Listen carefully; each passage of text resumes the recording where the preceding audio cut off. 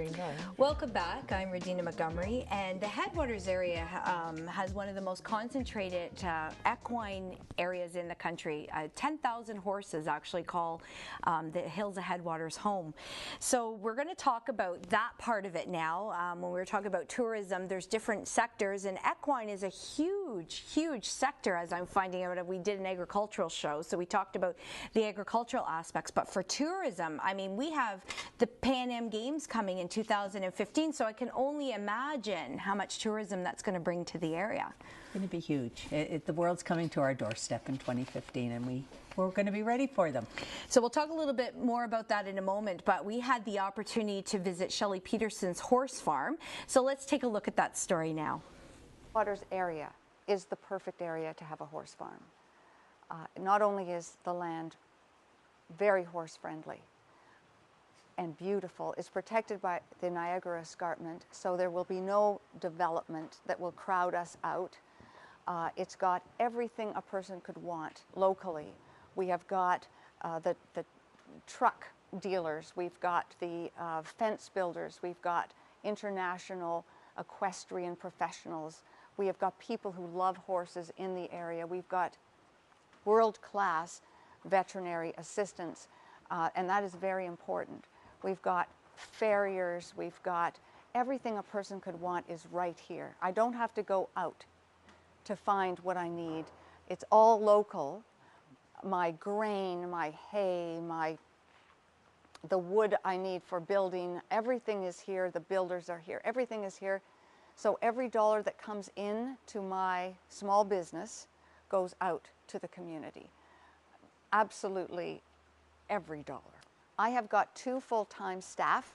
They live here on the property. They work here and they do the work of the barn, Chris Higgins and Sarah Wheaton. And I've got Sean Ferguson here, who rides when I have a specialized need. And they live here, they spend their money here, and that's part of the economy. I knew that if I wanted to reside in Canada and do this, that I had to move to this area, like close to Toronto. That's where many of the professionals are. There is like a small base in Ottawa with a few big-time trainers, but for me, it was just always kind of known that this was the area to be if you wanted to do this. I came from the racetrack up here, and when Shelley was interviewing me for the job, it was winter time, and she had asked me if I was going to go back to the track and once the spring came back, and I said, well, I've been driving around these roads since I could drive, and if I'm up here now, I'm not leaving. It's too nice. We are embraced by this community. The community embraces us, and we embrace the community. And that is true of everybody who comes here. The older people who've been here for generations want the vitalization of new people coming in, so their arms are open to every walk of life. There's a common denominator. People love a rural existence. They love the smaller towns, the less rush of the city. The big city traffic, it can stay down there if you want to relax. You listen to the Toronto traffic report and laugh. And we all love that. And the more gravel roads, the better. We want our cars dirty. We like it like that. We want to enjoy the country life. What I found interesting about that piece is she talks about how her business supports locally, so locally hiring people and local other business, and how the equine business is growing. And we talked earlier about the 2015 Pan Am Games. So talk a little bit about that, the business, how it's growing, and also the tourism aspect of it. People who, and I'm not a horse person, I will tell you that, I've learned a lot about the industry. People who live in this area, and particularly horse farm operators, love their horses. And they are trying to find a way to live their passion.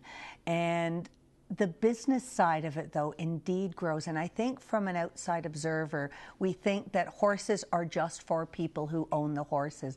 But it's not. Shelley alluded to the fact that, you know, she buys her trucks in this community. Her mechanic lives in this community. She shops at Joe Fillery's shop, and they're one of her clients. They have embraced community, and community has embraced them, and all of those dollars stay in our community. So they've taken it from being just a personal passion into building this into a building that supports the economic vitality of our communities. And I think that's what's so exciting here. And we were talking earlier about landscape and just going for those drives. And what was amazing is, and I've lived here for a while, I won't say how long, but there's areas I've been now where I was just blown away by what was there. There's the area actually where she lives, and I won't give it away, but it's full of horse farms, and it's so beautiful, and the roads are beautiful. And she talked about the gravel roads and maintaining that and how important that is. And I think that it'll be interesting when the games come. And do you have any idea of like how many people it's going to generate tourism-wise into our communities? Well, the province is anticipating 250,000 visitors to the province during that time. But because our region is going to be the host for the equine portion of the games, we're hosting the jumping competitions at the Caledon Equestrian Park in Palgrave and the eventing, the cross-country eventing at Willowwind in Mono. Those people, the participants and their teams alone, we're anticipating over 10,000 people, and that's just entourage and competitors and trainers. Then we know people will be coming from far and wide. This is our chance to showcase that region, and all of those pretty pictures that you talk about and all of those horses grazing in the pastures are going to be shown front and center for the world to see, and I'm really excited about that. Now, in your experience with tourism, is the equine industry sort of an up-and-coming new thing, or has it always been here? We have always had horses in the Hills of Headwaters area, but it wasn't until 2008 that the Tourism Association actually started to look at the tourism potential of horses. It's quite evident if you drive our highways, you see what I will say city people parked on the side of the road with their little kids standing by the fences looking at horses. And it was that picture that we thought there's more to this than strictly people breeding and raising horses on their own. And we did a study and we looked to England where they do all kinds of things around pony trekking, and we thought this is something that makes our area unique. And as far as I can tell, the Hills of Headwaters is the only region in the province of Ontario who is embracing the equine sector and its tourism potential. And we're delighted to be the leaders in that. So how do we, as organizations, attract those businesses then? I mean, years ago, manufacturing is important, there's no doubt about it, but years ago it was always, let's attract manufacturing to every community that we live in. But if we're seeing this change, and then, you know, these games will be coming, which is going to put a lot of focus on us, how do we attract the equine type businesses? Well, it's interesting because we are doing a lot of work right now actually with the real estate sector. And this is why I always say that tourism is the best showcase. And I was once at an event where I said to people, you know what, how many of you moved to this area sight unseen? And nobody put up their hand. And there was only one person in the room that had actually been living here for generations, their family. We all see new areas because of tourism, because we visit it first. And that's always the first spotlight on this. And collectively, when we're working with our chambers of commerce and our economic development departments now, and Dufferin.biz and other business associations, we now say this is an important sector to us. We need to reach out to our real estate people and say, we have the policies in place, we have the infrastructure in place, and we have the amenities in place to support this type of industry. And the more you build on that, the more the sector will grow. Yeah, and it's interesting because when you think of horses, you would think of it as an agricultural thing. Well, agriculture is a business, but you wouldn't look at it as a tourism, because how do, like, tourists can't necessarily drive in and then go visit a farm, unannounced, but I'm sure there are some farms that allow that type of visitations. We have a number of businesses who have horseback riding facilities, so you can book an appointment. One of our favorite ones is Rawhide Adventures up north in Mulmer. They're your city slickers kind of ranch experience, but we have Teen Ranch. There are a number of places where you can just go and have a trail ride. But people also, their children from the city, you can't ride a horse in downtown Toronto. So for all of those people who are looking to enter the industry, they come and they can board horses here and they can take lessons here. And that's how it evolves. We have an annual stable tour every year so that people who don't have a chance to get behind the farm gate can get up close and personal. So we have about maybe 30 seconds left. Can you tell us some of the gems in the Hills of Headwaters? If you were to give some advice on where we should go, where would you send us? The first of all I would say is get in your car and get off the main road.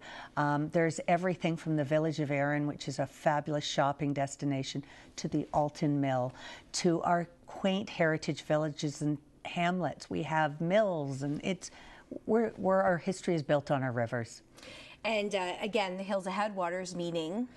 The intersection of and the source of 4 major river systems for Ontario. And that is so unique. And so thank you so much for sharing all this knowledge with us and staying around with all our guests. And I think if I didn't live here, and I think now I have a better appreciation of the Hills of Headwaters, and I know I've been out driving around lately and finding all these unique places, because as I mentioned, Michelle's my GPS, and every now and then she'll tell me about something that I didn't know existed. So thank you so much for sharing that with us and teaching us about how rich in culture our Hills of Headwaters are. I want to thank Rogers TV for allowing us this opportunity to speak with some of our members. And don't forget that the Chamber is here to help your business prosper and grow. Be sure to join us on Facebook or follow us on Twitter. And make sure you visit our website, because there's lots of great networking opportunities available there. And until next time, I'm Radina Montgomery, helping you connect to the business community.